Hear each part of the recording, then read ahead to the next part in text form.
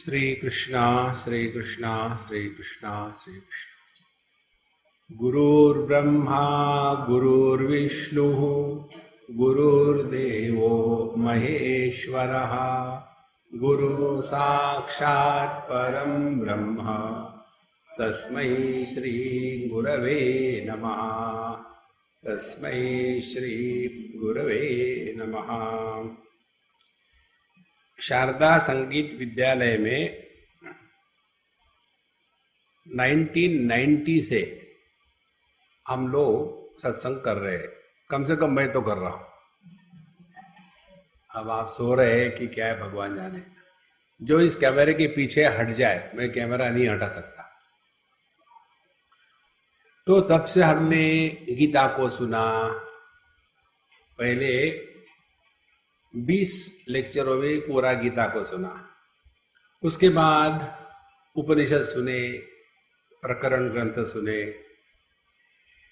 और शिवसूत्र, भागवत, क्या क्या नहीं सुना।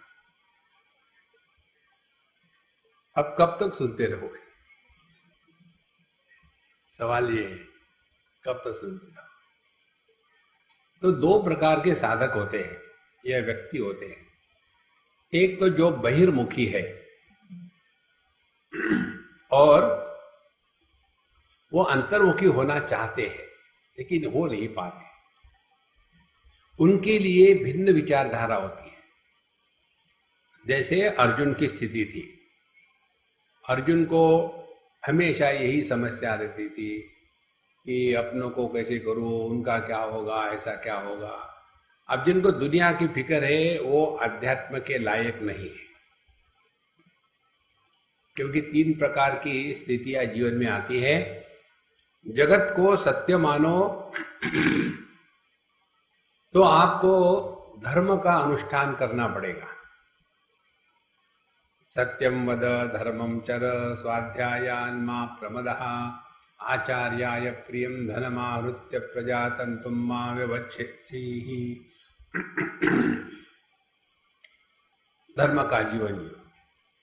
यदि आप अपने स्थूल देह को सत्य मानते हो तो योगा करो और एक ही जीवन का लक्ष्य।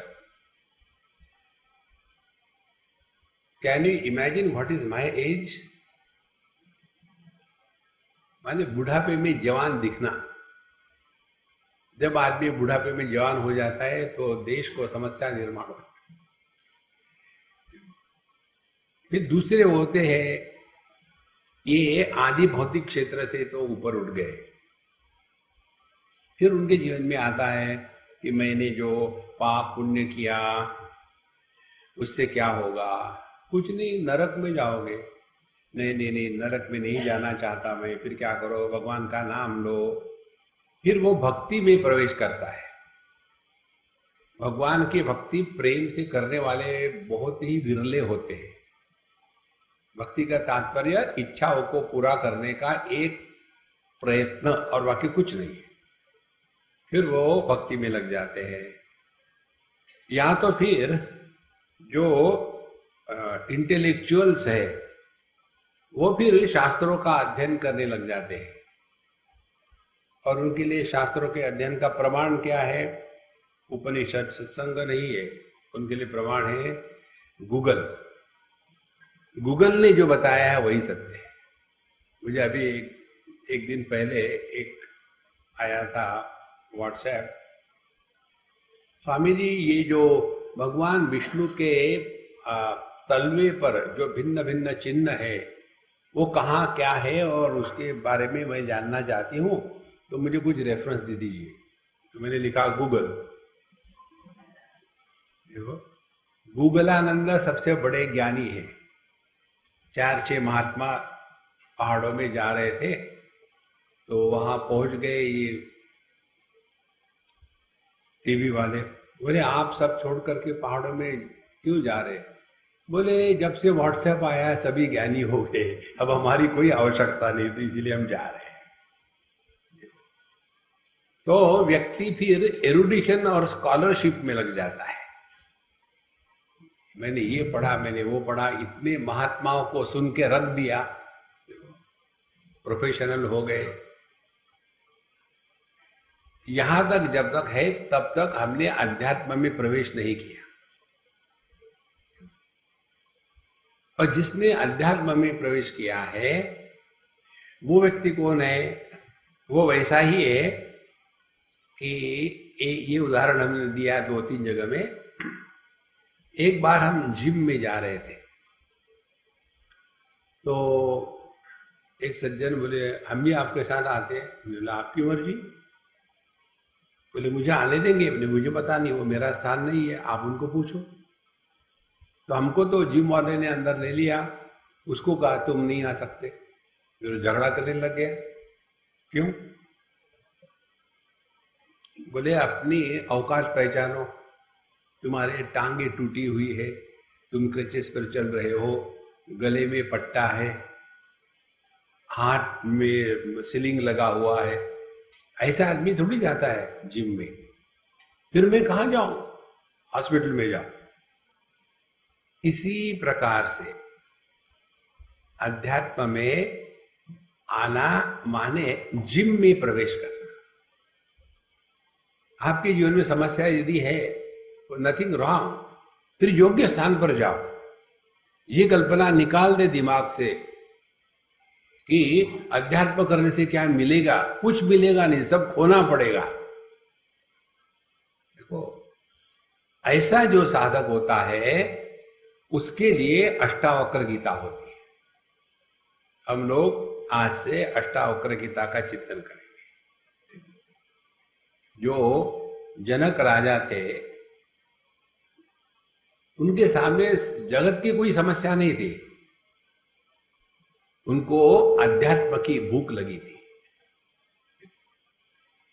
इसीलिए आपको रोना धोना है तो भागवत सुनो, और रोने धोने के साथ आर्ग्यूमेंट करनी है तो भगवत गीता पढ़ो। यदि रोना धोना नहीं, आर्ग्यूमेंट नहीं है, सीधा आपको तत्व चाहिए, तो फिर अष्टावक्र गीता में आ जाओ। अष्टावक्र गीता में आने के बाद आदमी सीधा हो जाता है। गुरु तो वक्र है 8 जगह में। 8 जगह वक्र होने का कारण है क्योंकि जो व्यक्ति प्रकृति में फंसा है वो प्रकृति को सीधा करना चाहता है, और जो व्यक्ति प्रकृति में रहते हुए भी प्रकृति के द्वारा प्रभावित नहीं होता उसको कहते हैं अष्टावक्र। अष्टधा प्रकृति है ना, भूमिरापो नलो वायु खम मनो बुद्धिरेव च अहंकार इति यम्मे भिन्ना प्रकृति अष्टधा। ये जो अष्टधा प्रकृति में रहते हुए भी इस प्रकृति के परे जो चला जाता है उसको कहते हैं अष्टावक्र महाराज। यहां शिष्य जनक महाराज है, अपने जीवन की सफलता के परमोच्च स्थिति पर पहुंचे हुए, और गुरु महाराज अष्टावक्र जिनको ज्ञान जन्म से ही था, उनके ज्ञान का कोई कारण नहीं था। जो बिना कारण से होता है वो परमात्मा है। मत्तः परतरम नान्यत् किंचित अस्ति धनंजय मयि सर्वमिदं प्रोतम सूत्रे मणिगणा इव। मेरा कोई कारण नहीं है, मेरा कोई कार्य नहीं है, मेरे जैसा कोई नहीं है, मैं मात्र हूं। जो कार्य कारण के परे है वो परमात्मा है। और हमारे अष्टावक्र जी महाराज वैसे ही थे। जन्म के पहले से ही उनको ज्ञान था। ये अष्टावक्र जी के बारे में अनेक कथाएं भी आती है। अब ये कथाओं से अपने को कुछ लेना देना नहीं है, कुछ भी हो क्या फर्क पड़ता है। आम खाने से मतलब, कौन से पेट से आया तो हमको क्या फर्क पड़ता है, खा के छुट्टी करो ना।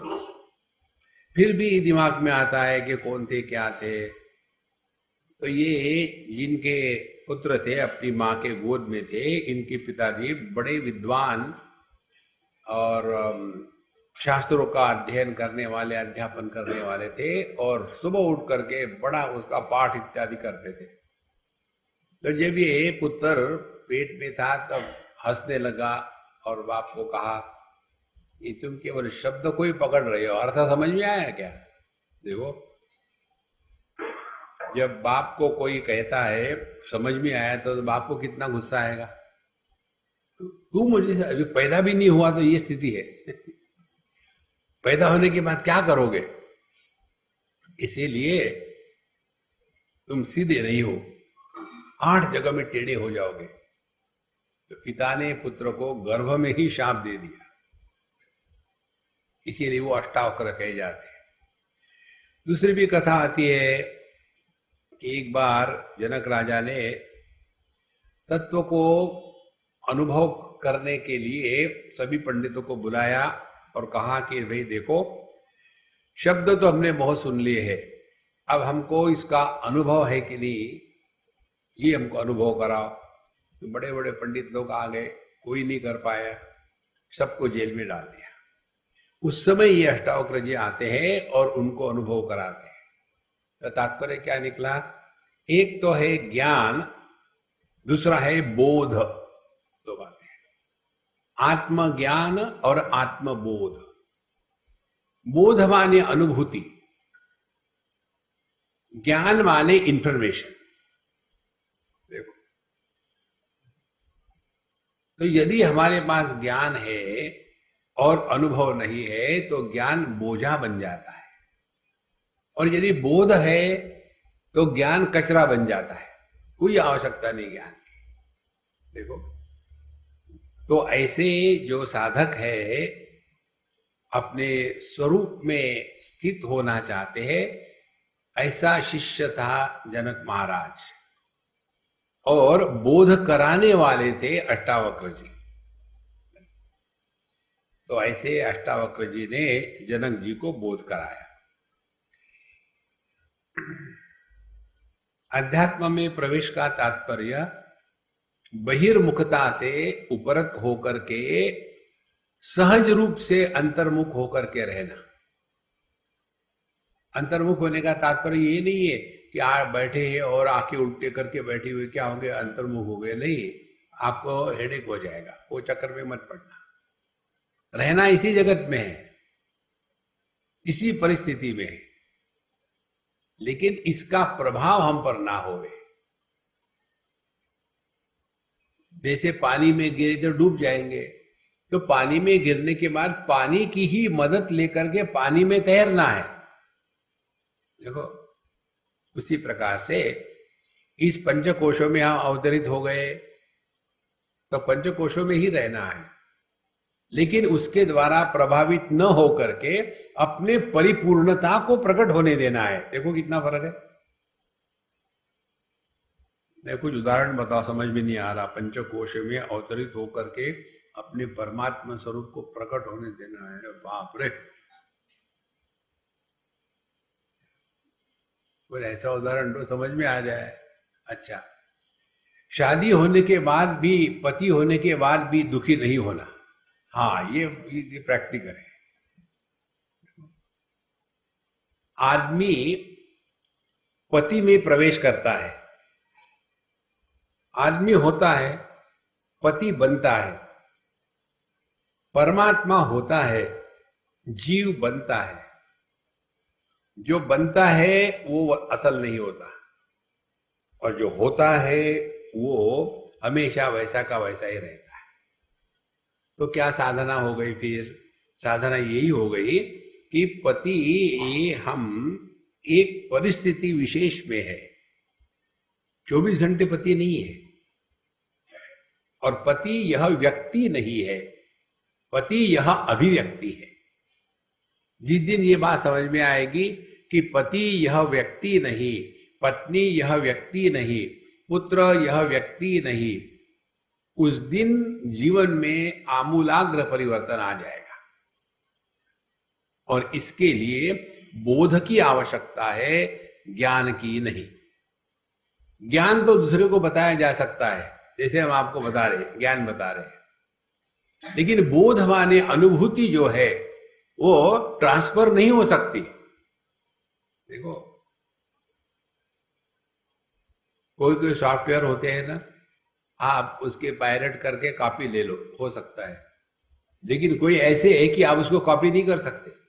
उसी प्रकार से ज्ञान तो आप एक दूसरे से लेकर के बांट सकते हैं, कॉपी करके पेन ड्राइव में दे दिया, ज्ञान ले लो।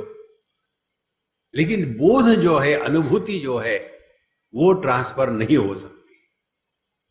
देखो संतो, नहीं तो ऐसा ही कहेंगे यार मैंने खाना खा लिया, ठीक ही है, बस तुमको खाने की जरूरत नहीं। ऐसे नहीं होता, हर एक को खाना पड़ता है। इसके लिए यह जो अष्टावक्र गीता है, ये हमको बोध कराने के लिए है, ना कि ज्ञान देने के लिए।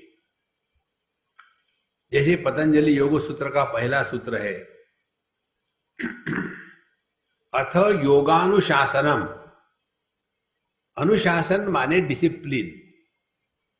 अब हम आपको योग की डिसिप्लिन बताएंगे। तो डिसिप्लिन क्या होती है? प्रैक्टिस करने के लिए होती है, दूसरे को बताने के लिए नहीं, अपने को प्रैक्टिस करनी है।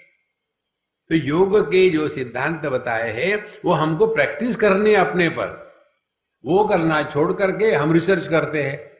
यदि प्राणायाम करोगे तो आपका ब्लड प्रेशर कम हो जाएगा, फिर उसके लिए एक्सपेरिमेंट कैसे करने हैं?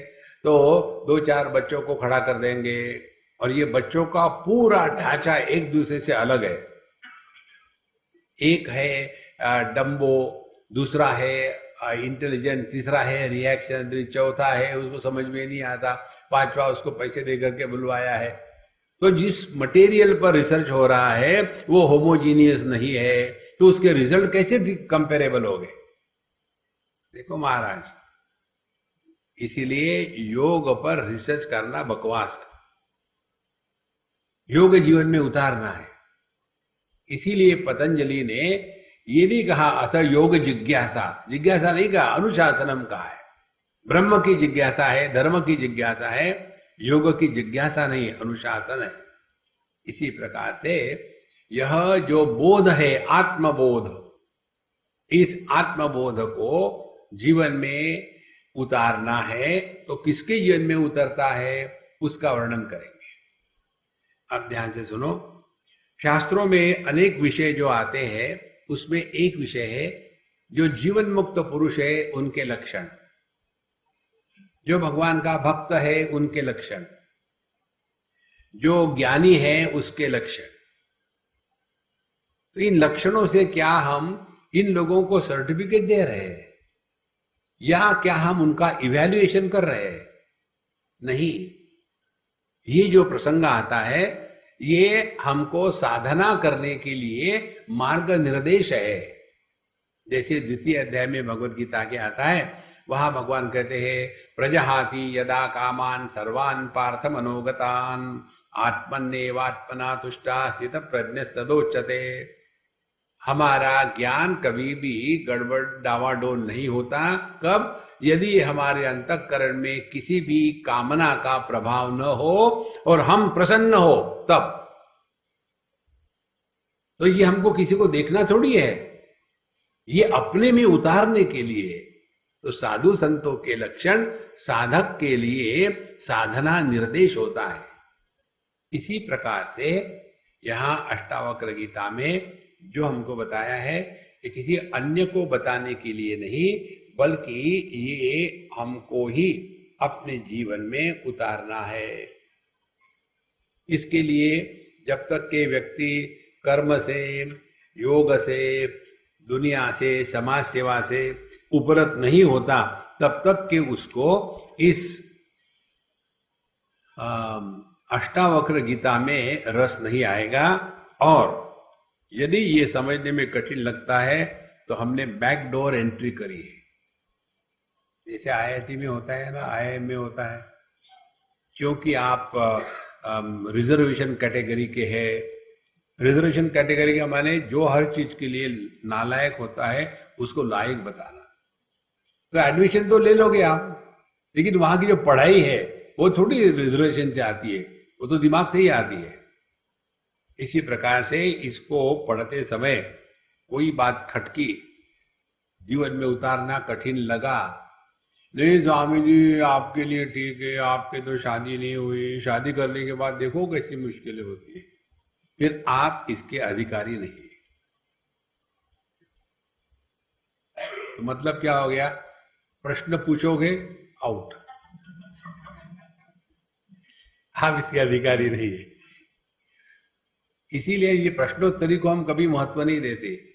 प्रश्न पूछने वाला आदमी जो है ना, वो स्वयं बदलना नहीं चाहता, वो दुनिया को बदलना चाहता है।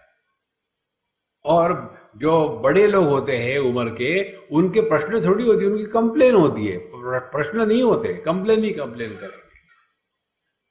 तो ऐसे जो जनक महाराज है, अब उनका प्रश्न देखो।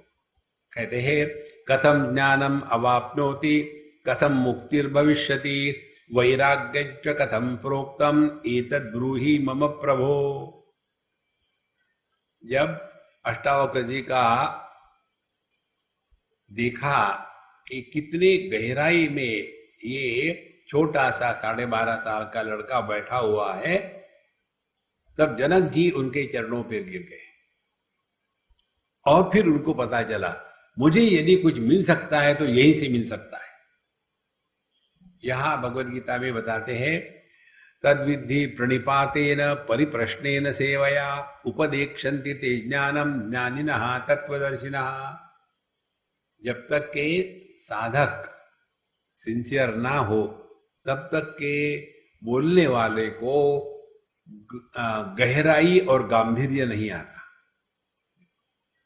अब हम इतने दुनिया में सब जगह जाते हैं, बोलते हैं, जहां के ऑडियंस में तत्व जिज्ञासा हो, जो इस तत्व को उपलब्ध करने के लिए समय निकाल सकते हैं, उनके सामने जो विचार प्रकट होते हैं वो भिन्न प्रकार के होते हैं। और जो वैसे होता है कि स्वामी जी हमारे लड़के की शादी है, आप भी आ जाना, शादी में गए और वहां स्वामी जी आप प्रवचन करो। अब क्या प्रवचन करो? आपने मुझे क्यों बुलाया यहाँ? चिढ़ाने के लिए कि आपकी तो शादी नहीं हुई, हमारी हो रही है। तो जैसा ऑडियंस वैसे ही विचार आते हैं। तो यहां कहते हैं, कथम ज्ञानम अवाप्नोति। 3 चीजें जीवन में होनी आवश्यक है। पहली, ज्ञानम। जब तक ये ज्ञान नहीं होगा तब तक के उसके प्राप्ति की इच्छा नहीं होती। देखो, ये सिद्धांत जितने भी ये टेली मार्केटिंग वाले हैं उनको मालूम है। अब हर एक को हर चीज थोड़ी मालूम होती है। gadget.com, आप वहां चले जाओ, वहां जाने के बाद आपको इतना ज्ञान मिलेगा, ऐसा करने से वो होता है, ये ऐसा है, वैसा है। एक बार ज्ञान मिल गया तो फिर तुरंत चलो हम लोग जाकर के ऑर्डर कर देते। तो पहले ज्ञान, उसके बाद इच्छा, उसके बाद ऑर्डर। ठीक? तो पहले जानाति, फिर इच्छति, फिर करोति। तो पहले जब तक कि हमको इस ज्ञान की भूख नहीं होगी, तब तक के हम आगे नहीं बढ़ सकते। और हम सबको ज्ञान की भूख है, लेकिन कोई ऐसे है जिनको दूसरे के बारे में ज्ञान चाहिए, और कोई ऐसे है जिनको अपने स्वयं के बारे में ज्ञान चाहिए। देखो, दूसरे के बारे में ज्ञान करना माने संसार में फंसे रहना। और एक सिंपल बात समझ लो, व्यक्ति जब भी कोई भी प्रश्न पूछता है दुनिया के बारे में, तो वो अपने से भटक रहा है। और अपने बारे में कोई प्रश्न हो ही नहीं सकता। ध्यान से सुनो महाराज, मैं आदमी हूं या मैं आदमी नहीं हूं, कभी ये विकल्प आया क्या अपने मन में? आ ही नहीं सकता। दूसरी बात, मैं हूं या मैं नहीं हूं, ये कभी विकल्प आया है? आ ही नहीं सकता। तो प्रश्न जब भी उठते हैं तो हमेशा अन्य के बारे में ही उठते। और जब ये अन्य के बारे में प्रश्न उठेंगे तो हम संसार में लगेंगे। संसार में लगना माने फिर इच्छाओं का साम्राज्य शुरू हो जाना। अच्छा, अब देखो कैसे सुंदर बात है। दुनिया के बारे में प्रश्न आएंगे तो हम आपसे दूर भटक जाएंगे, ठीक है। अपने स्वरूप के बारे में प्रश्न आते ही नहीं। फिर इन्होंने क्या पूछा है? कथम ज्ञानम अवाप्नोति। तो इसका तात्पर्य क्या है कि हमारे मन में अपने बारे में कोई प्रश्न नहीं आते, लेकिन फिर भी हमको अपना होने का जो अनुभव है वो क्यों नहीं होता, उसके लिए क्या करना पड़ेगा या क्या नहीं करना पड़ेगा। माने यह जो ज्ञान की साधना है वो हमको बताओ। कथम ज्ञानम अवाप्नोति। क्या ज्ञान की साधना माने रट्टा लगाना है? देखो, केवल पाठ करना है, श्री गुरु चरण सरोज रज निज मन मुकुर सुधारी। क्या है ज्ञान, और वो ज्ञान को कैसे प्राप्त करते हैं? क्या ज्ञान अप्राप्त है? देखो, जो वस्तु ज्ञान से प्राप्त होती है उसका कभी भी अभाव नहीं होता, वो नित्य उपलब्ध है। और ज्ञान से प्राप्त वस्तु को कहते हैं खोज। खोज माने डिस्कवरी। देखो, ये जो साइंटिफिक डिस्कवरी होती है, साइंटिस्ट लोग निर्माण थोड़ी कर रहे हैं, ये टेक्नोलॉजिकल लोग निर्माण करते हैं। तो ज्ञानम कथम अवाप्नोति, वह ज्ञान जिसके द्वारा हम अपने स्वरूप का अनुभव कर सके, वो हम कैसा प्राप्त करें, ये हमको बताओ। क्यों तुमको ज्ञान चाहिए? क्योंकि हमने सुना है। देखो, सुना है, अनुभव नहीं है। क्या? मुक्तिम भविष्यति, कैसे मुक्ति होगी। देखो, जब तक के व्यक्ति के दिमाग में ये बात नहीं स्पष्ट घुसती कि मैं बंधन में हूं, तब तक के मोक्ष की बात दिमाग में नहीं आ सकती। और सबसे बढ़िया बात मालूम है क्या है? हम बंधन में है, यही हमको बता रहे। इससे बड़ा बंधन क्या हो सकता है? बंधन किस चीज का है? दुनियादारी का, दोस्त दुश्मन, अपना पराया, सक्सेस फेल्यूर, जन्म मृत्यु, इसी में फंसे हैं। तो हे भगवान, आप हमको वह ज्ञान बताइए कि जिसके द्वारा हमको जो ये लग रहा है कि हम बड़े अभागी हैं, हम में पूर्णता नहीं है, कुछ तो भी कम है, कुछ तो भी खटपट लगी है। अभी मुझे एक ने पूछा था रिसेंटली, स्वामी जी आप हमारी मजाक मत करना और मेरा उदाहरण मत देना लेक्चर में क्योंकि आपको जब प्रश्न पूछते हैं आप उसको उदाहरण बना के बता देते हो। तो मैंने कहा देखो क्या प्रश्न है। तो स्वामी जी मुझे कैसे पता लगेगा कि मैं रियलाइज हूं, कि मैंने परमात्मा का दर्शन किया है, कैसे पता लगेगा? हमने कहा देखो हमारे सिद्धांत सिंपल है, एक सवाल तुम करो, एक सवाल हम करें, और सवाल का जवाब ही सवाल हो। बोले फिर? हमने कहा मैं प्रश्न पूछता हूं, उसका जवाब दो, वही आपका जवाब होगा। क्या? मैं खाना खा रहा हूं और खाना खाते खाते मैं आपको पूछता हूं एक्सक्यूज मी, मेरा पेट भर गया क्या? अब खाना कौन खा रहा है? मैं खा रहा हूं। और आपको पूछूं कि मेरा पेट भर गया क्या?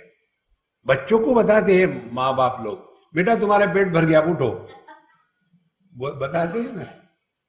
तो नहीं मम्मी मेरा पेट भरा नहीं, नहीं नहीं नहीं पेट भर गया, उठो, बस हो गया। इसी प्रकार से जब हमारे मन में कोई भी प्रश्न आ जाए तो अभी हम परमात्मा से करोड़ों माइल दूर है।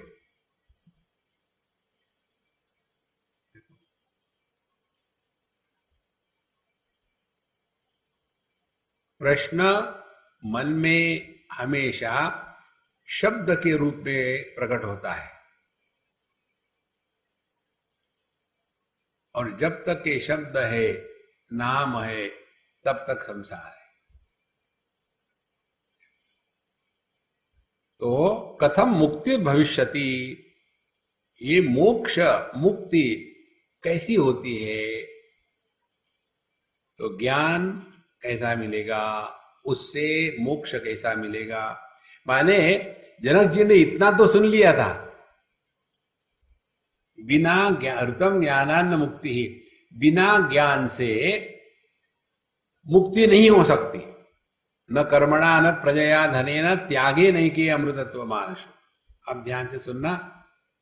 आप लोगों ने अनेक स्थानों पर गए होंगे और अनेक महात्माओं की सिद्धियों के दर्शन किए होंगे।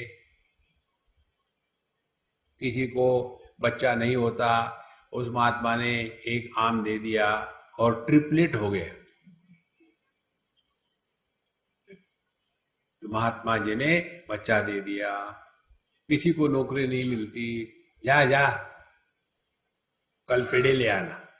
जैसे घर पहुंच गए, ऑर्डर आ गया, नौकरी मिल गई, महाराज जी धन्य हो। ये होता है, नहीं होते ऐसी बात नहीं, लेकिन ये हमको संसार में फंसा रहा है, इसे निकलना नहीं चाहते हैं।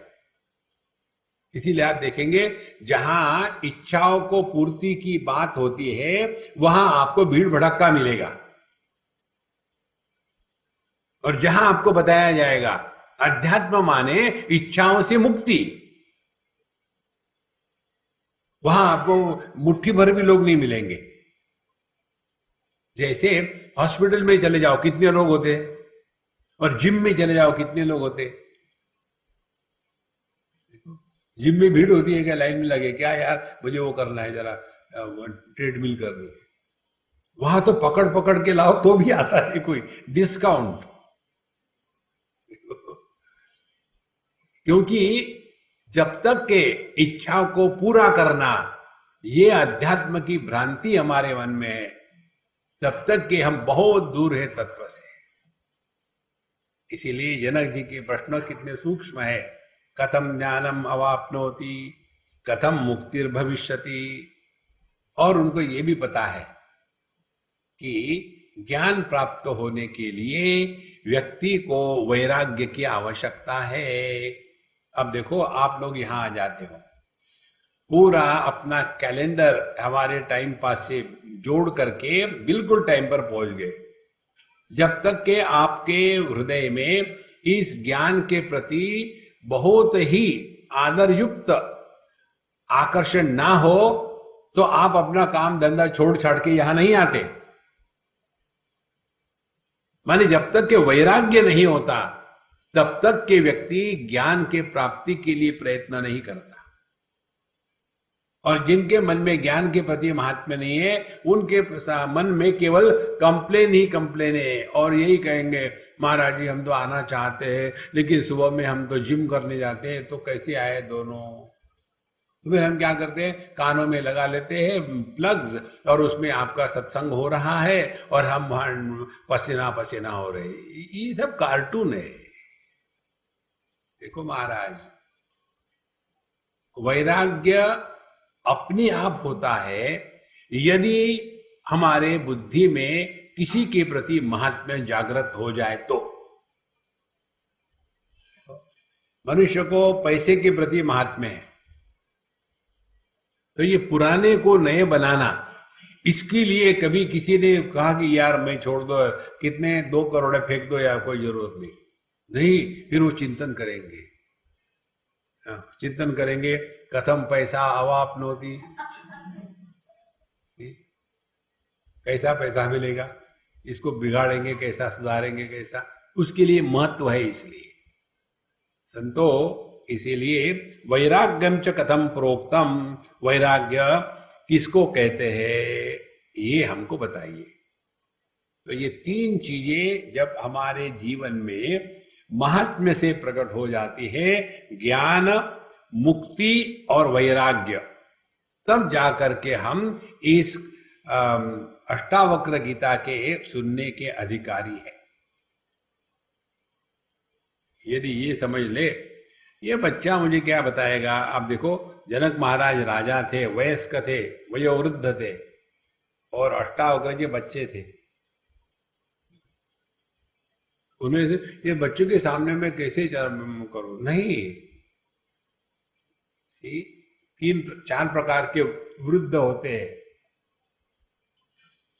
एक है शूद्र बुद्धि के वृद्ध माने वयस्क, वयस्क माने बड़े। जो शूद्र बुद्धि से बड़प्पन को देखता है वो कहेगा कोई हमसे उम्र में बड़े हैं, इसीलिए आदर करना चाहिए। वो शूद्र बुद्धि की बात है। दूसरी है वैश्य बुद्धि, ये हमसे ज्यादा पैसे वाले हैं इसीलिए हमसे बड़े हैं, वैश्य बुद्धि। तीसरी होती है क्षत्रिय बुद्धि, ये हमसे बड़े ताकतवर हैं, इनके बहुत वोट है, हमको वोट नहीं मिलते इतने, क्षत्रिय बुद्धि। और चौथी होती है ब्राह्मण बुद्धि, ये ज्ञान से वृद्ध है। देखो महाराज, इसीलिए ये चार बातें हम जब देखते हैं कि जहां से हमको ज्ञान प्राप्त हो रहा है उसके सामने बड़े आदर से समर्पण से जाना ही आवश्यक है।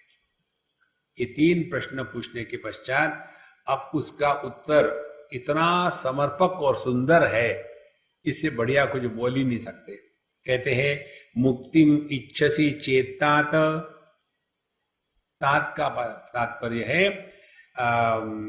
मेरे प्यारे शिष्य, मेरे प्यारे बेटे, मेरे प्यारे बड़प्पन, जो भी हो, तात शब्द हर जगह आता है। मुक्तिम इच्छसी चेतात, यदि आप मोक्ष चाहते हो तो विषयान विषवत्यज, विषयों को, विष को जैसा हम त्याग करते वैसा त्याग करें। समझो आपने घर में कोई मारने के लिए जहर ले आए, समझो चूहों को मारने के लिए, कीड़ों को मारने के लिए, तो उसका काम होने के बाद फेंक देते। ऐसे थोड़ी है, नहीं रहने दो किसी और के काम आएगा, तुम भी पी लेना थोड़ा, नहीं, उसका काम हो गया एकदम निकाल दो। विषवत्यज, विष को हम बचा के नहीं रखते, समझो नहीं मरे तो काम आएगा, फिर वो विष नहीं है, मिलावटी है। तो मुक्ति मिच्छसी चेतात विषयान विषवत्यज, जहां हमारे मन में कल्पना भी आई कि ये जो पदार्थ हम खाने जा रहे हैं या इसमें कोई जहर वहर तो नहीं है, कल्पना भी आने के बाद हम नहीं खाएंगे। देखो एक जगह की बात है, हम गए किसी के यहाँ, जैसे उनके, बहुत अमीर आदमी, जैसे उनके घर में घुसे एकदम हमको एक बड़ा अटपटा लगा, बड़ा अनकंफर्टेबल लगा, ऐसा लगा निकल जाए, यहां नहीं रहे। लेकिन हमको नाटक तो पूरा करना है। वहां गए, खाना भी खाने का बिल्कुल मन नहीं कर, फिर भी खाया। और जैसे हम पहुंचे, रात भर 20-25 बार लूज मोशन। देखो महाराज, तो फिर उसके पश्चात हमने अपने मित्र को कहा, इसके बाद आप मुझे कहोगे करोड़ रुपए देके तो भी मैं वहां नहीं जाऊंगा। विषवत्यज, जैसे जहर को हम बचा के नहीं रखते, इसी प्रकार से जगत के विषयों के प्रति जो महात्म्य बुद्धि है उसका हमको त्याग करना है। विषयान विषवत्यज, विषयों का त्याग करना माने सब को फेंक फाक करके नग्न होना, वो अर्थ नहीं उसका। विषयों के प्रति जो महात्म्य बुद्धि है उस महात्म्य बुद्धि का त्याग करना है। और जैसे महात्मा बुद्धि का त्याग होगा वैसा व्यक्ति संग्रह बुद्धि से अपने आप को बचाता है। देखो हम लोग ईगो ईगो शब्द का प्रयोग तो 1000 बार करते हैं, इसको आपको एक शब्द भी सिंपल बताए, संग्रह और संबंध, इन दोनों के बोझों के नीचे जो दबा है उसको कहते ईगो। इसीलिए ईगो माने it must go, should not stay. और स्थूल शरीर को लेकर के संग्रह होता है विषयों का, और सूक्ष्म शरीर को लेकर के संबंध होते हैं व्यक्तियों से। तो विषयों का संग्रह और व्यक्तियों का संबंध, इन दोनों से मुक्त होना यही वास्तविक मोक्ष है। तो मुक्तिम इच्छसि चेतात विषयान विषवत्यज, विष और विषय दोनों एक ही धातु से बने हुए हैं, क्योंकि दोनों एक जैसी ही है। भगवान शंकराचार्य लिखते हैं जो विष होता है, विषम हंति अत्तारम, जो विष को खाता है उसी को वो विष मार देता है। लेकिन विषय कैसा है, बिना खाए दर्शन मात्र से मार देते हैं। इसीलिए इनसे अपने आप को बचाना है। तो क्या करना माने निषेध किसका करना, पहले ये बताया। अब दूसरी बात बताते हैं, देखो समझ लेना, आध्यात्मिक साधना में दो बातें आती है, एक है निषेध और एक है विधि, जिसको कहते हैं विधि निषेध। निषेध माने किसका त्याग करना है वो बताया। देखो, एक बच्चे को उसके माँ ने डांटा, देखो तुम्हारी परीक्षा नजदीक आ रही है, ये तुम्हारा टीवी और डिजिटल गेम और सर्फिंग और व्हाट्सएप और फेसबुक और टेलीबुक ये सब बंद कर डालो। ओके मम्मा, मैं कुछ नहीं करूँगा। परीक्षा हो गई, फेल हो गए। क्यों फेल हो गए? तुमको बताया था, किया था? हाँ, सब किया मैंने, कुछ नहीं देखा। पढ़ाई करी थी, तुमने थोड़ी बताया था।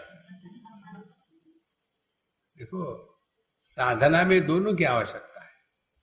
जो अनावश्यक है उसका त्याग, जो आवश्यक है उसका जीवन में आवाहन करना।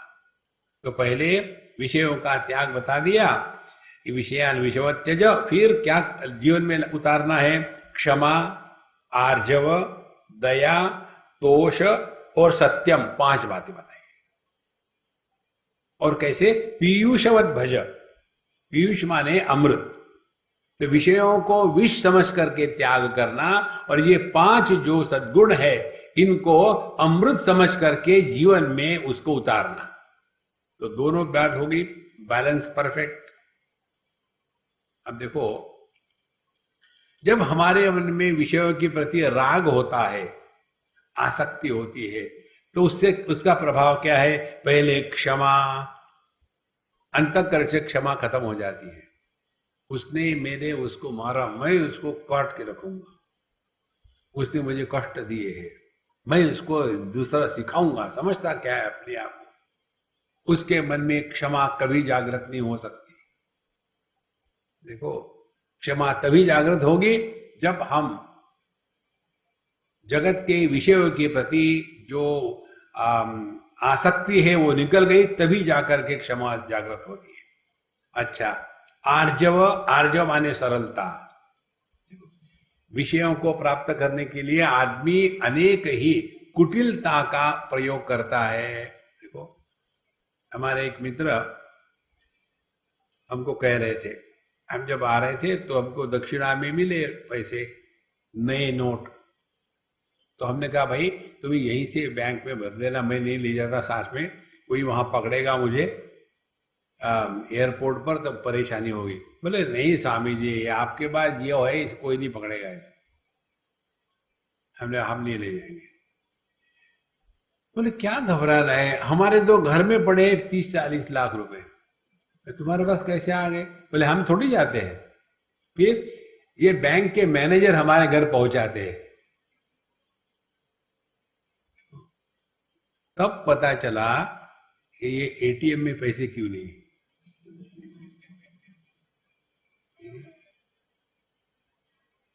इतना भयानक उसमें कुटिलता है। देखो संतो, इसीलिए जहां विषयों के प्रति आकर्षण है वहां कुटिलता आ गई। अच्छा, इतना पैसा लेके करेंगे क्या? समझो ठीक है, आपके पास 20 लाख रुपए है नए नोटों के, कल ये डिवैल्यू हो गई तो फिर उसको लेकर के चले गए और कहीं। तो जहां आकर्षण है वहां सरलता समाप्त हो जाती है। तो पहले क्षमा, आर्जव, फिर दया। देखो, दया का तात्पर्य है, ध्यान से सुनना, हृदय में किसी के प्रति दया का निर्माण होना माने उसकी अभिव्यक्ति क्षमा के रूप में होती है। हृदय दया में दया हृदय में होती है और क्षमा बाहर प्रकट होती है। देखो, दो बातें हैं। किसी को अपने हृदय से निकाल देना हो तो उसके लिए एक ही उपाय है, क्षमस्व, क्षमा कर देना। क्षमा कर देना माने उस व्यक्ति को अपने हृदय से डिलीट कर देना। एक उदाहरण दो आपको। एक जगह हमको खाने को बुलाया और स्पष्ट कहा गया, स्वामी जी आप अकेले आना, आपके साथ वो सज्जन जो आते हैं उनको मत आने देना, मैं आपको बाद में बताऊंगा। ठीक है, मुझे कोई फर्क पड़ता नहीं। मेरा कोई अपना नहीं, कोई पराया नहीं। फिर गए खाने के लिए। फिर उन्होंने कहा, स्वामी जी आपको बुरा लगा होगा, लेकिन मैंने इसलिए कहा कि I don't want him to come to my house, I hate him. जब उन्होंने कहा आई हेट हिम कड़वाहट के साथ, तो मैं बहुत जोर से हंसा। बोले स्वामी जी आप क्यों हंस रहे? हमने कहा यार तुम जोक करते हो तो हंसना चाहिए ना, इसमें क्या जोक है? जोक ये है, तुम हेट करते हो इसीलिए उसको अपने घर में नहीं आने देते हो, लेकिन वो तुम्हारे दिल में बैठा है।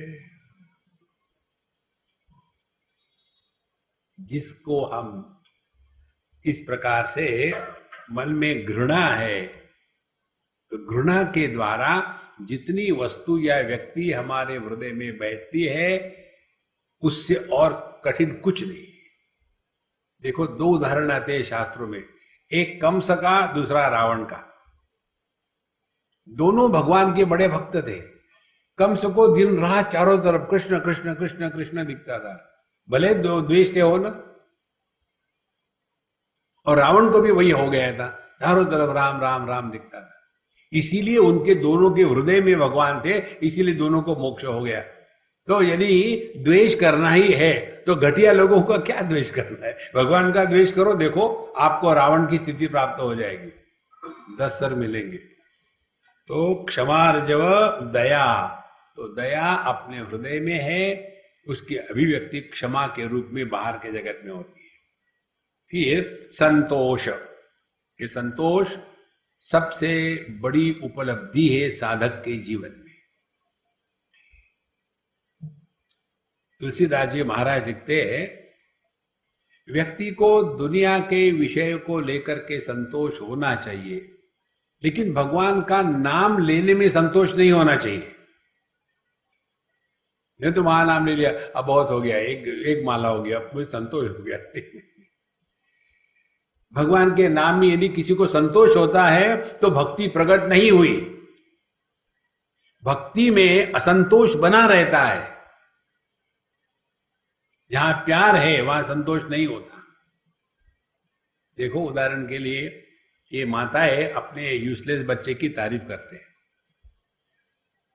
एक आदमी को वही बताएंगे, फिर हाँ बता दिया, एक और क्या बता, दूसरा है उसको भी वही बताते, उतने ही इंटरेस्ट से बताते हैं। धीरे धीरे उनको कंठस्थ हो जाता है, क्योंकि रिपीट कर दिया भगवत गीता के जैसा। तो जहां संतोष है वहां हृदय में भक्ति नहीं, और दुनिया को लेकर के संतोष है, तो अब हमने अपने हृदय में परमात्मा को स्वीकार करने के लिए पूरा आसन बिछा दिया है। अब दिमाग, हमारा मन एकदम खाली हो गया है। संतोष, संतोष यह अंतःकरण को खाली करने का एक साधन है। पतंजलि कहते हैं, संतोषाद अनुत्तम सुख लाभा। संतोष के द्वारा व्यक्ति के जीवन में अप्रतिम अमूल्य सुख की उत्पत्ति होती है। संतोष माने जो है ठीक है। संतोष माने living at zero complain level. संतोष ठीक है, बढ़िया। एक हमारे मित्र है, उनका एक तकिया कलाम है, हमको बहुत अच्छे लगते हैं। वो बड़े सिंपल है, कुछ भी कहो उनको, पहला वाक्य उनके मुख से निकलता है, कोई दिक्कत नहीं। और दूसरे प्रकार के होते कुछ, अरे बाप रे कैसे होगा। ये जो निगेटिव थिंकिंग वाले होते हैं ना, वो कभी सुखी नहीं रह सकते।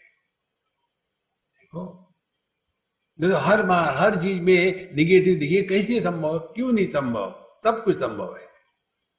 देखो इसीलिए मुक्ति इच्छसे चेत्तात विषयान विषवत्यज क्षमार्जव दयातोष सत्यम।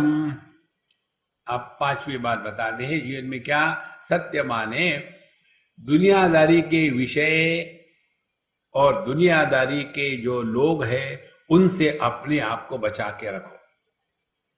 अब इसके लिए हम आपको 2-3 बातें बताए दे, ट्राई करना। डिप्रेशन हमेशा भूतकाल को लेकर के होता है और एंग्जाइटी हमेशा भविष्य काल को लेकर के होती है। और अन्य के साथ जब हम बोलते हैं तो हमेशा भूतकाल को लेकर के बोलते हैं, और अपने साथ जब बोलते हैं तो हमेशा भविष्यकाल को लेकर के बोलते हैं। और यदि आप सत्य में प्रतिष्ठित हो तो ना अपने बारे में बोलेंगे ना दूसरे के बारे में पूछेंगे। फिर विषय क्या है? सत्यम। बोलना ही है यदि, तो भगवान का नाम ले लो। एक दूसरा भी टेक्निक हम आपको बताते हैं, ट्राई करना। ये टेक्निक हमने अपने अमेरिकन एनआरआई बच्चे उनसे सीखा है। बहुत सुंदर टेक्निक है। उन बच्चों को पूछो आप, भाई तुम कौन से क्लास में हो? 10वीं में। अच्छा, तुम बड़ा होके क्या बनना चाहते हो? तो पहले वो भिन्न भिन्न प्राणियों के ध्वनि निकालेंगे, आ ओ ऊ, और फिर कहेंगे आई डोंट नो। ये इतना बढ़िया उत्तर है। उसके बाद जब मुझे लोग प्रश्न पूछते हैं तो मैं ये इसका मैं उपयोग करता हूं, I don't know. The moment you say I don't know, everything is over. अब देखो प्रश्न कैसे होते हैं। अमेरिका की बात है, शायद न्यू जर्सी की है कहीं। हमको किसी का बुलाया खाने खुने के लिए, वहां 10-12 लोग आ गए। बोले, एक सज्जन से परिचय कराया, तो स्वामी जी ये हमारे बाबूजी हैं, ये हमको गीता पढ़ाते हैं यहाँ। हमने कहा फिर हम भी सुनेंगे, हमको भी सुनने का मौका दो। बोले नहीं नहीं नहीं, हम आपसे सुनना चाहते हैं। तो बाबूजी ने हमको कहा कि स्वामी जी भगवद गीता के दूसरे अध्याय पर सुनाइए। तो हमने सुना दिया। फिर प्रश्नोत्तरी, हमने कहा ठीक है हम प्रश्न पूछेंगे। बोले नहीं नहीं नहीं, हम आपको पूछेंगे। तो कहते अच्छा, मैंने बोला पता नहीं मुझे आप क्या पूछने वाले। ये बताइए, भगवत गीता में धृतराष्ट्र, संजय, अर्जुन और भगवान कृष्ण, इन्होंने कितने कितने श्लोक कहे? ये जब प्रश्न पूछा तो मैंने अपना अमेरिकन टेक्निक लिया, आई don't no. You don't know? अच्छा, आई डोंट नो। देखो महाराज, इस चक्कर में कभी मत पड़ना। इसीलिए यहां कहते हैं बोलना ही है तो तत्व के बारे में, और कोई बोलने की आवश्यकता नहीं है। ध्यान से सुनना, यदि कोई आपको कुछ प्रश्न पूछता है, you are not obliged to answer every question. ये बहुत इंपॉर्टेंट सिद्धांत है। नहीं, उन्होंने पूछा, वो भले कुछ पूछे, तुम्हारा ब्लड प्रेशर कितना है, क्या जरूरत है? देखो महाराज, अपने आप को बचा के रखो, और सबसे बचाने का तरीका ये है मौन। भले आप मौन मत रखो अंदर में, कोई देखते हैं कि अब समस्यानंद आने वाले हैं, तो जैसे समस्यानंद आ गई तो एकदम, और केवल उसी के लिए अपने जेब में माला रखनी है। मैं जब देखता हूं, मुझे अभी जैसे लिफाफा देख करके मजकूर पढ़ लेता, तो सामने से आदमी आया तो पता चलता है कि इसके अंदर क्या भरा हुआ है। तो जैसे वो बोलना शुरू करेगा, मैं अपनी माला निकालता हूं। No need to talk. जितना आप कम बोलोगे उतना आप सत्य में प्रतिष्ठित हो। देखो, हर एक वृत्ति, हर एक शब्द, हर एक वाक्य आपको अपने से दूर ले जाता है।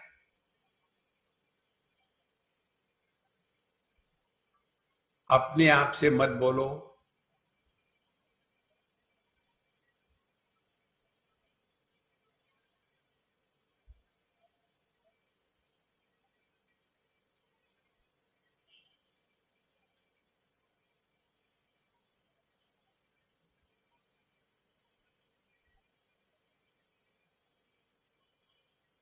आप पूरे सजग हो।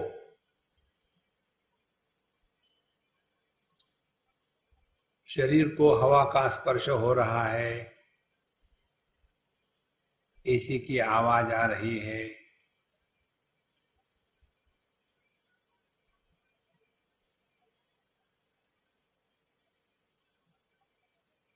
लेकिन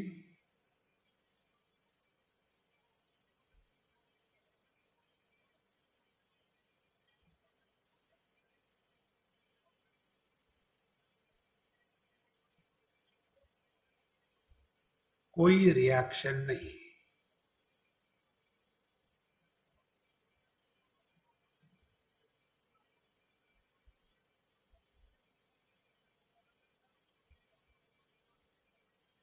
इस समय हम स्पर्श करने वाले या आवाज सुनने वाले बने नहीं।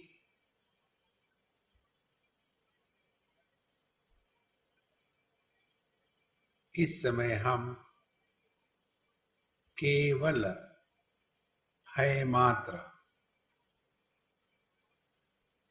सत्ता मात्र।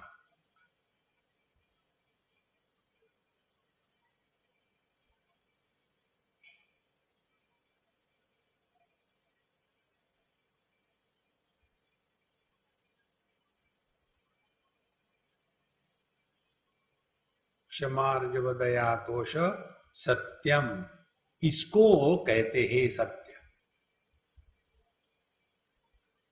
वो महात्मा बोलने से, डिस्कस करने से, let us discuss Bhagavad Gita, कोई जरूरत नहीं। Let us go for a solitary walk together. अब इससे बढ़िया जोक क्या हो सकता है?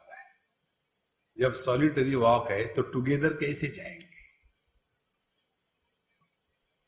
इसीलिए ये 5 बातों को जीवन में आवाहन करना, क्षमार्जव दया तोष सत्यम पीयूषवत भज। और कैसे?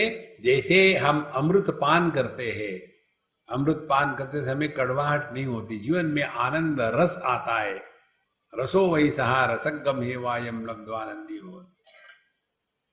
तो अध्यात्म का जीवन जीवन रसपूर्ण है, उसमें किसी भी प्रकार का सूखापन नहीं है। ना सूखा करता हूं ना गीला करता हूं, कुछ नहीं। ये बताने के पश्चात अब किसका किसका त्याग करना है और त्याग कैसे करना है, ये तीसरा विषय बताते हैं। न पृथ्वी न जलम नाग्नि न वायुर्द्यौर्न वा भवान एषाम साक्षिणमात्मानं चिद्रूपम विद्धि मुक्तये। अब तुमको इस मुक्ति की अभिलाषा है तो इसको स्पष्ट रूप से समझो। क्या? न पृथ्वी न जल न अग्नि न वायु न द्यौ, माने 5 विषय और उनके अनुभव, शब्द स्पर्श रूप रसगंध, ये 5 आप नहीं हो। फिर कौन हो? एशाम साक्षिणम आत्मानम विद्धि, ये पहचानो कि आप इनके साक्षी मात्र हो। ध्यान से सुनना, साक्षी का तात्पर्य क्या है? जैसे कहीं एक्सीडेंट हो गया और आप कहीं दूर खड़े थे और आपके सामने एक्सीडेंट हो गया, तो 2 गाड़ियों की जो टक्कर हुई, ये 2 गाड़ियों को और उसके टक्कर को देखने वाले आप दोनों गाड़ियों में नहीं थे और आपकी टक्कर भी नहीं हुई, तब आप साक्षी बने। यदि आप ही गाड़ी चला रहे हो और आप ही ने ठोक दिया, आपको साक्षी नहीं कहेंगे, आपको एक्सीडेंट करने वाला कहेंगे। देखो, तो यहां जब बताते हैं कि यह सभी जो विषय है, शब्द स्पर्श रूप रसगंध पंच महाभूत, ये आप नहीं हो, आप साक्षी हो। अब ध्यान से सुनना, ये जो विषय है, विषयों का ज्ञान कैसे होता है? विषयों का ज्ञान होता है इंद्रियों के माध्यम से, और जब तक कि इंद्रिय और विषय इनका दोनों का संबंध प्रस्थापित नहीं होगा, तब तक के विषयों का ज्ञान नहीं होता। जैसे कोई अंधा हो तो उसके लिए रूप रंग इस विषय का ज्ञान नहीं होगा। कोई बहरा हो तो उसके लिए शब्द का ज्ञान नहीं होगा। तो इसका तात्पर्य क्या निकला कि आप ये नहीं हो इनके साक्षी हो, माने आप केवल विषय ही नहीं बल्कि विषयों को ग्रहण करने वाले जो इंद्रिय है और वही नहीं, इन दोनों का जो संबंध है, इन तीनों से आप भिन्न हो, ये तात्पर्य निकला।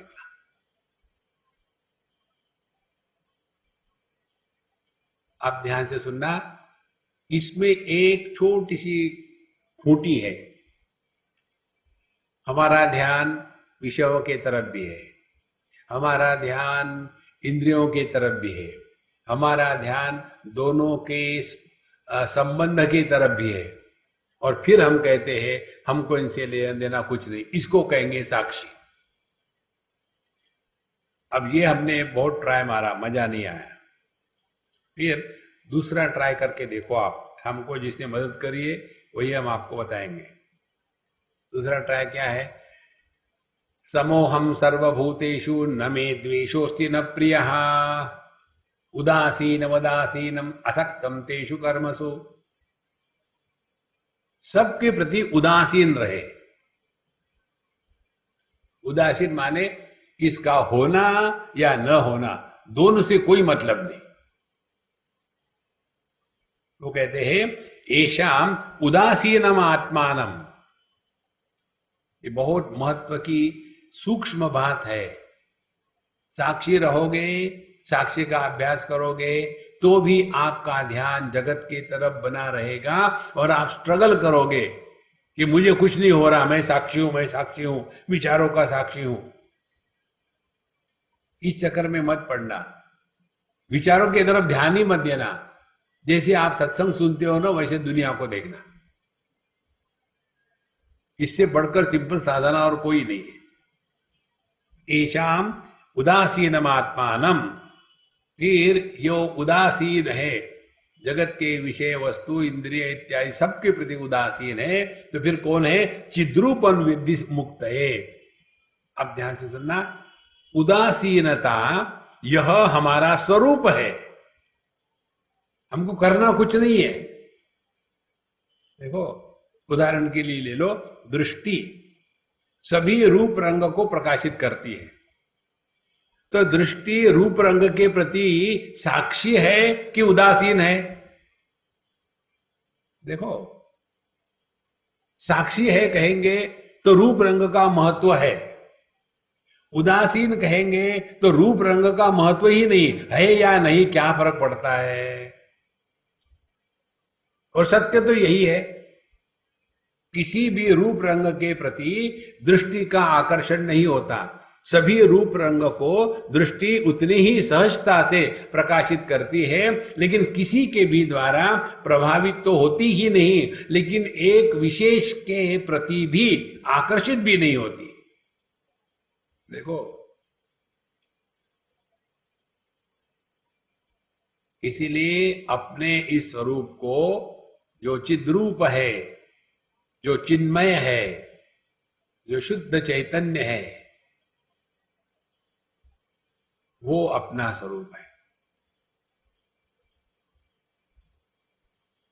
जब तक के नींद शुरू नहीं होती तब तक के हम साक्षी भाव का अभ्यास करते हैं। नहीं, आपको अभी बात मत करना, भाई मैं सोने जा रहा हूं, मैं सोने जा रहा हूं। फिर बाएं करवट, दाहिनी करवट, पेट पे आए, पीठ पे गए, शीर्षासन किया, सब साक्षी भाव चल रहा है। और जहां ये मैं जो साक्षी कर रहा था वो भी खत्म हो गया, फिर उदासीनम। फिर इतने उदासीन होते हैं कि अपने संगीत में निद्रा से जगत को कोई परेशानी हो रही है उसके प्रति भी आप उदासीन हो, क्योंकि वहां मैं नहीं है। तो साक्षी में मैं बना रहा, उदासीन में मैं नहीं रहता। देखो संतो, इसीलिए न पृथ्वी न जलम न अग्नि न द्यौ वायुर्द्यौ न वा भवान ऐशाम साक्षिणमात्मानम चिद्रूपम विद्धि मुक्ते। चिद्रूप का तात्पर्य हो गया शुद्ध चैतन्य मात्र, जिसमें अनात्म भाव की उत्पत्ति नहीं होती। ध्यान से सुनना, मन और चैतन्य दोनों भी ज्ञान स्वरूप है। तो मन और चैतन्य में फिर फर्क क्या है? यदि दोनों ज्ञान स्वरूप है, जिस ज्ञान में अनात्म भाव निर्माण होता है उस ज्ञान को मन कहते हैं, और जिस ज्ञान में अनात्म भाव निर्माण नहीं होता उस ज्ञान को चैतन्य कहते हैं। अब इसको अपने जीवन में देखो, यह पुस्तक है, ये ज्ञान है। तो इस ज्ञान की प्रक्रिया क्या है? यह पुस्तक है, इसको मैं जानता हूं, और मैं ये भी जानता हूं कि मैं पुस्तक नहीं हूं। तो जिसका ज्ञान हो रहा है उसके प्रति अनात्म भाव जागृत हो गया। लेकिन जब हम अपने होने को पहचानते हैं कि मैं हूं, तो अपना जो होना है, क्या इसको हम अनात्म भाव से जानते हैं या आत्म भाव से जानते हैं? देखो, इसीलिए चिद्रूप का तात्पर्य है, जिस ज्ञान में अनात्म भाव निर्माण नहीं होता वही अपना स्वरूप है। और इसीलिए मैं जानता हूं ये कहना भी गलत है। केनोपनिषद की श्रुति कहती है, अजानतम विज्ञातम अभिजानताम। जिन्होंने कहा मुझे मालूम नहीं, उन्हीं को मालूम है। जिन्होंने कहा मुझे मालूम है, उनको कुछ नहीं मालूम, क्योंकि इस ज्ञान में अनात्म भाव निर्माण नहीं होता। यदि देहम पृथक कृत्य चित्ती विश्राम्य तिष्ठति अधुनैव सुखी शांतः बंध मुक्तो भविष्यसि। अब यहाँ एक महत्व की बात जो हम आपको हमेशा बताते आ रहे हैं, बताते रहेंगे, इसके सिवा कुछ है ही नहीं बताने का। देखो, यदि आपने सत्संग डाइजेस्ट किया होगा तो अगले बार से आना बंद कर दोगे। केवल दो बातें करनी है जीवन में, देहात्म भाव से मुक्ति और जीवात्म भाव से मुक्ति, दो बातें, तीसरी कोई बात नहीं।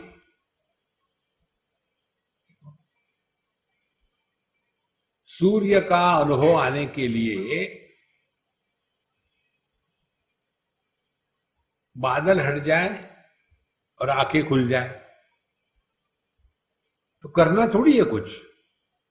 इसी प्रकार से जैसे सूर्य बादल और आंखों, बादल के आने से और आंखों के बंद होने से होते हुए भी नहीं अनुभव आता, इसी प्रकार से बादल है देहात्म भाव और आंखें बंद है, अपनी मन की दृष्टि बंद हो गई है। इन दोनों को खोलो, प्रभु प्रकट है। यही बात यहां कहते हैं चतुर्थ सूत्र में, देहम यदि पृथक कृत्य चित्ति विश्राम्य तिष्ठति अधुना एव सुखी शांतः बंध मुक्तो भविष्यसि। इसको हम कल देखेंगे। ओम पूर्णमदः पूर्णमिदं पूर्णात् पूर्णमुदच्यते पूर्णस्य पूर्णमादाय पूर्णमेवावशिष्यते। ओम शांति शांति शांति। हरि ओम। श्री गुरुभ्यो नमः। हरि ओम।